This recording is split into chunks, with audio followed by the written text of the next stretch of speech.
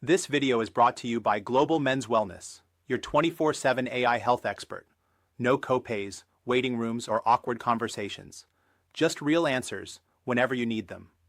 Visit globalmenswellness.com to try it free and get your own on-demand concierge-level wellness expert today. All right. Welcome back, everyone, to the 21st Century Man podcast.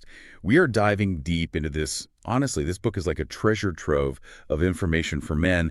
And today we're tackling a topic that, let's just say it's probably crossed the minds of many of us as we get a little bit older. Yeah, this is definitely a chapter a lot of men can relate to. We're looking at chapter 89 today, Testosterone in Men, a review by Dr. Gary S. Donovitz.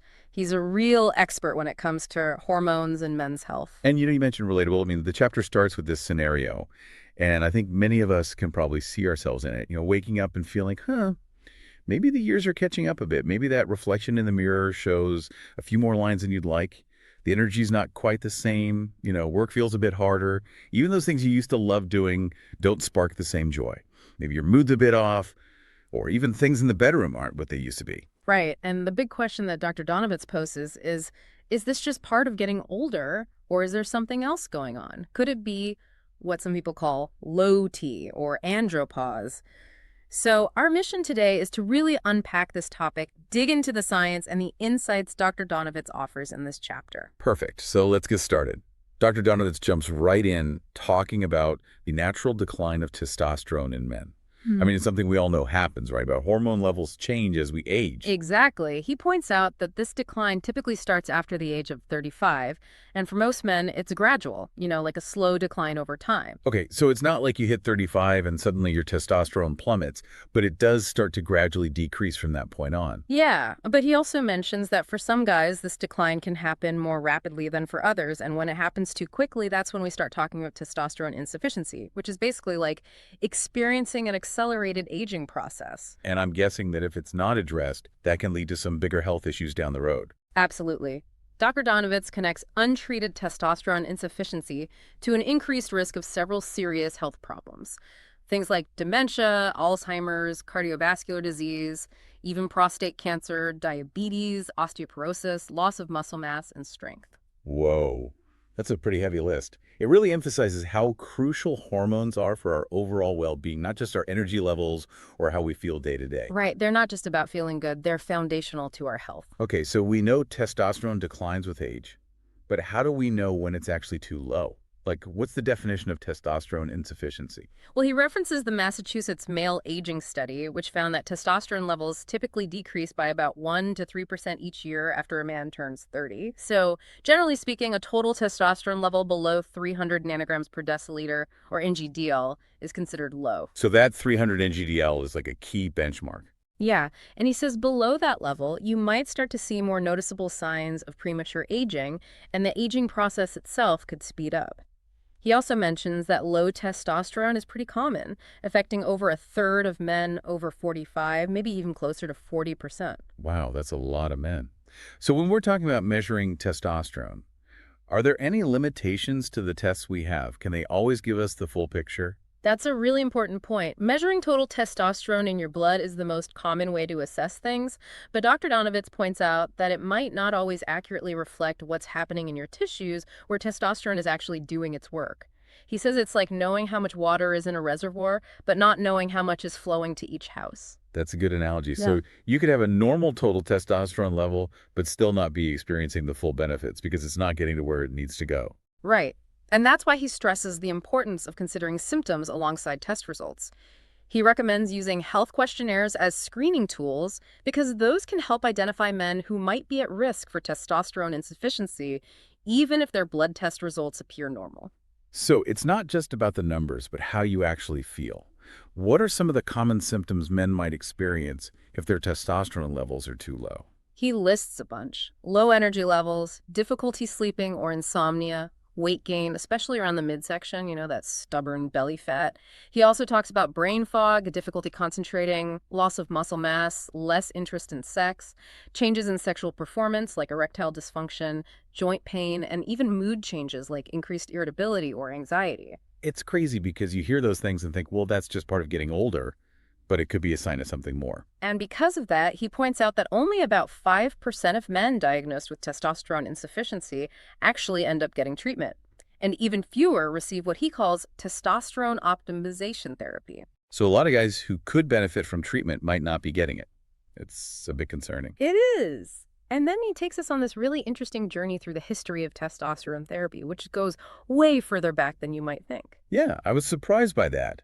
It actually goes back to ancient Rome, doesn't it? It does. Dr. Donovitz mentions that Pliny the Elder, back in Roman times, actually recommended eating animal testicles to address symptoms we now associate with low testosterone. Wow, that's quite a direct approach. Not sure I'd be up for that. Yeah, not exactly a gourmet meal. Then he talks about this fascinating self-experiment by a physician in the 19th century named Charles E. Brown Séquard. He injected himself with extracts from animal testicles and reported feeling all sorts of benefits, like increased strength and improved bodily functions. Yeah, it sounds like something straight out of a Victorian medical journal. It does. Then, in the early 20th century, two scientists, Leopold Ruzicka and Adolf Buchanan, figured out how to synthesize testosterone in a lab. They actually won Nobel Prizes for their work. So that's when lab-created testosterone became a thing. When did doctors actually start using it to treat men? He says clinical use began in the 1940s, but at first it was mainly for severe cases of testosterone deficiency, like men with pituitary tumors or those born without testicles. It wasn't until the 1990s that doctors started to recognize that men with age-related testosterone decline could also benefit.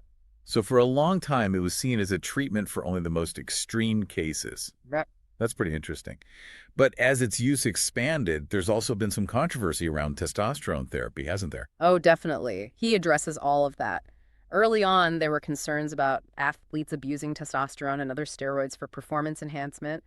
Then there was this long-held fear that giving testosterone to older men would fuel prostate cancer. Yeah, you still hear that sometimes.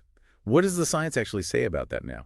Dr. Donovitz is very clear that the idea that testosterone therapy causes or worsens prostate cancer has been debunked by scientific evidence. It's just not true. That's good to know. I think that's a big worry for a lot of men. It is. And then he talks about the study from 2013, the VAGEN study, which initially suggested a link between testosterone therapy and an increased risk of heart problems. This led to a big FDA investigation and even a black box warning on testosterone products. Wow, that must have created a lot of confusion and concern. It did.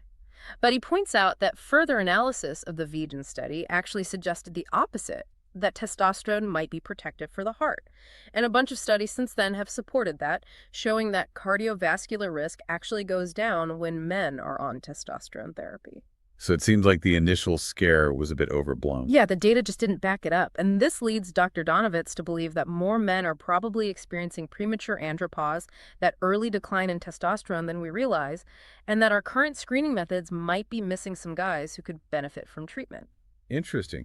What are some of the issues he sees with how we screen for low testosterone?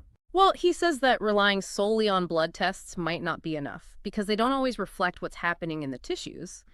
And the normal ranges used by labs can vary quite a bit. So a man could have a testosterone level that's technically normal, but still be experiencing symptoms. Right, so it goes back to that idea that how you feel is just as important as what the numbers say. Exactly. He also mentions that measuring free testosterone, which is the testosterone that's actually available for your body to use, can be inaccurate in a clinical setting. So he advocates for using those health questionnaires we talked about earlier because they consider your symptoms and can be more sensitive in identifying testosterone insufficiency. So a more holistic approach that takes into account both the lab tests and how a man is actually feeling. Now, beyond just feeling better, what are some of the long-term health consequences of having low testosterone that Dr. Donovitz discusses? He really stresses that this isn't just about feeling more energetic or having a better sex life. Chronically low testosterone can have some serious impacts on major organs, like your heart, brain, bones, and prostate. Let's talk about the heart first.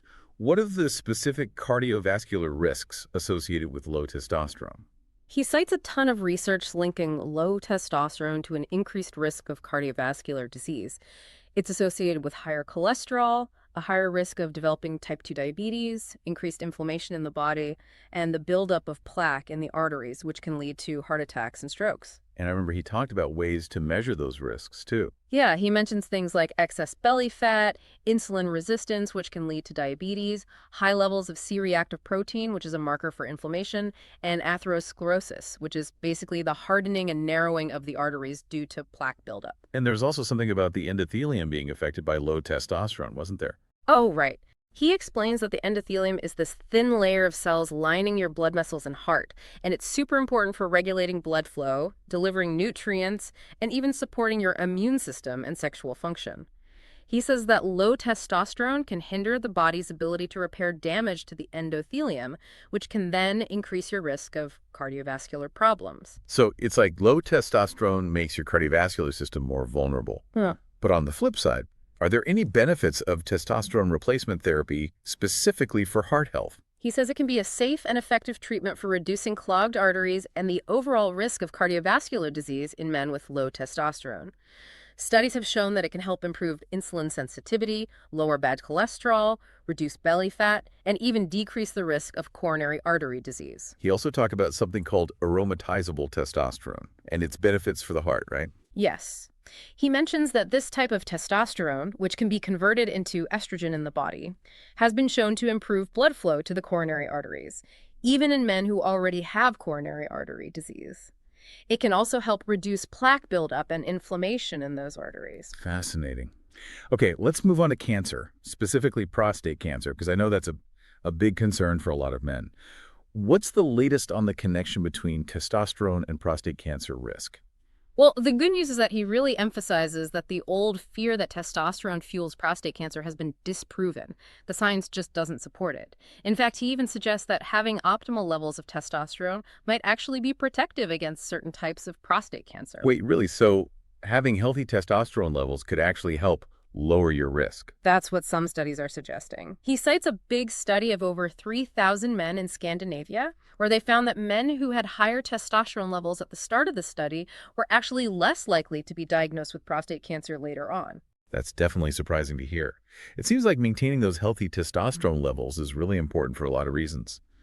What about osteoporosis? We often think of that as a women's health issue.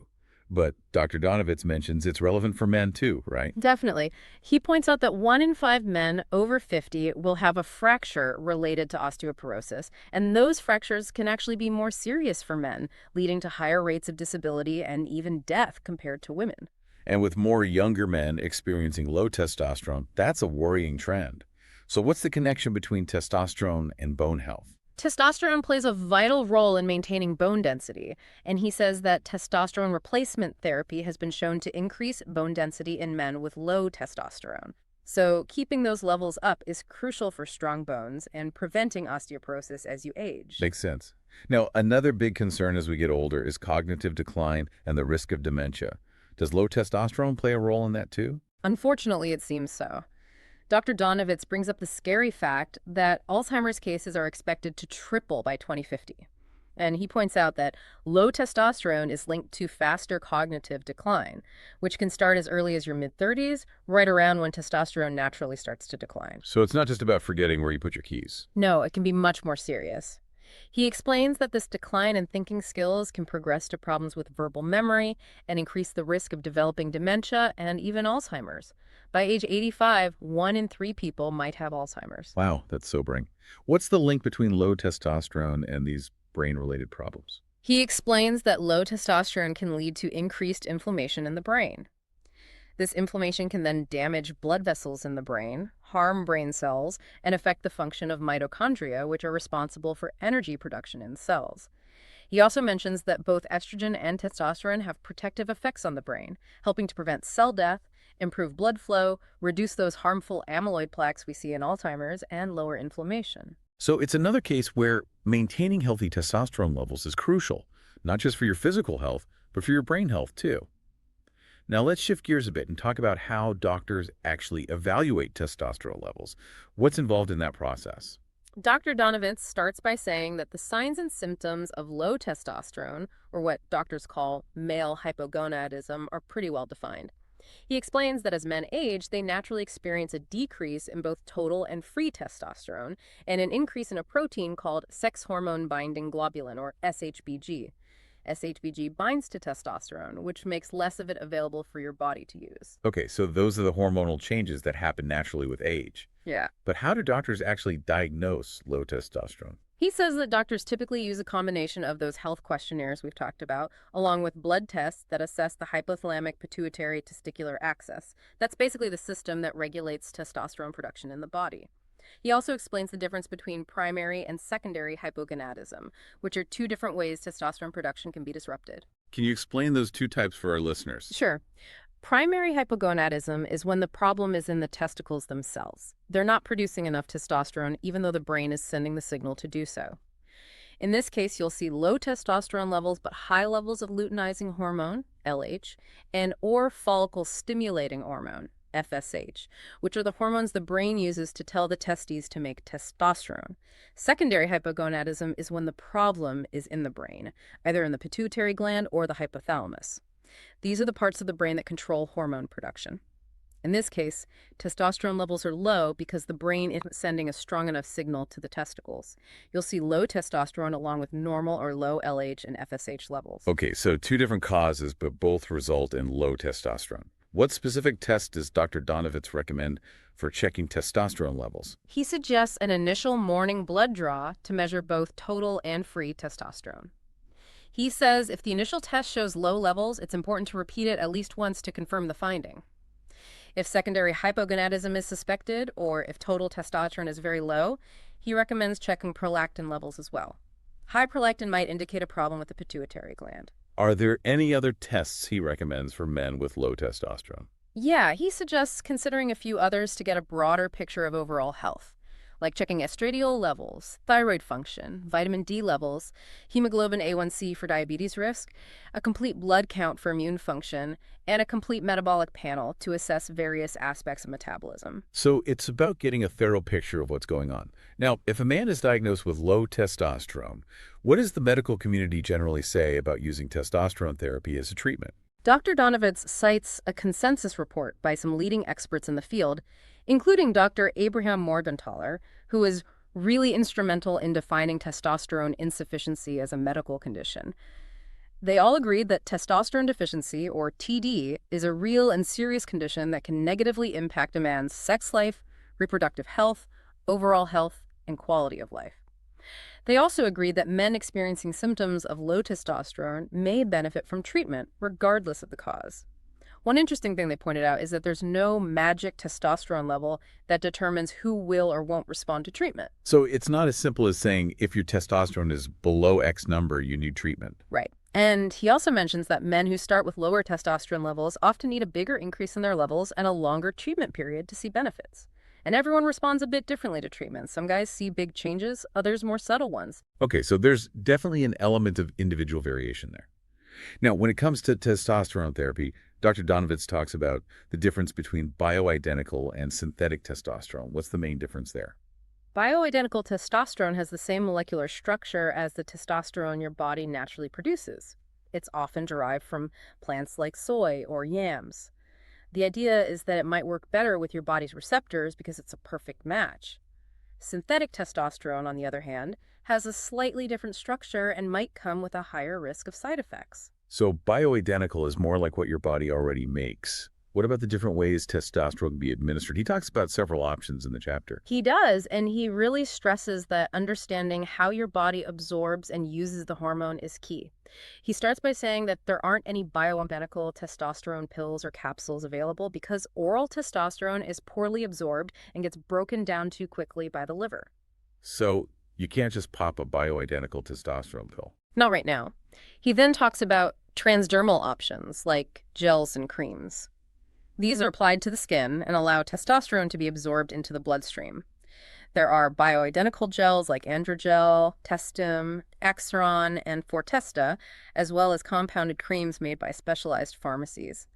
But he points out that absorption through the skin can be unpredictable, so it's sometimes hard to get consistent levels. Okay, what about injections? A lot of guys seem to use those. Yeah, those are typically synthetic testosterone in an oil-based solution that's injected into the muscle. Common ones are testosterone, cypionate, enanthate, and undecanoate. They're usually injected every few weeks, but some last longer.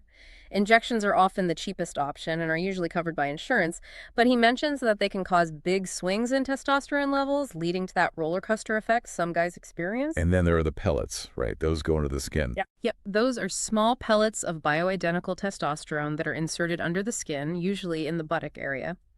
They're designed to release testosterone slowly over several months, giving you more stable levels. They require a quick, in-office procedure, but the research shows they provide pretty consistent blood levels. So it's like a long-acting implant. Sounds interesting. But with any type of testosterone therapy, there are potential side effects, aren't there? Definitely. He goes through those pretty thoroughly. One is that it can suppress sperm production, which is usually reversible, but something to consider for younger men who might still want to have kids. It can also sometimes cause erythrocytosis, which is an increase in red blood cells.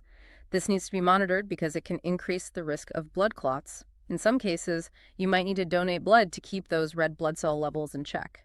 He also mentions that in some men, especially those already at risk, testosterone therapy might make sleep apnea worse. Are there any other potential side effects people should be aware of? Yeah, he lists a few more common ones. You might see a slight decrease in testicle size, which is usually reversible.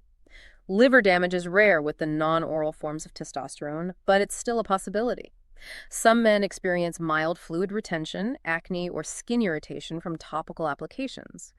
Allergic reactions are rare, but possible. And in rare cases, some men might develop some breast enlargement, which might require adjusting the dosage. It sounds like testosterone therapy can be really beneficial, but it's not without its risks. It's definitely important to talk to your doctor about those and get regular checkups to monitor for any side effects. As we wrap up this amazing deep dive into Chapter 89, what are some of the key takeaways Dr. Donovitz wants readers to walk away with? He really wants men to be able to recognize the signs and symptoms of low testosterone because early detection and treatment can make a big difference. He highlights all the short-term benefits of TRT, like more energy, better sexual function, improved focus, better sleep, and less anxiety and irritability.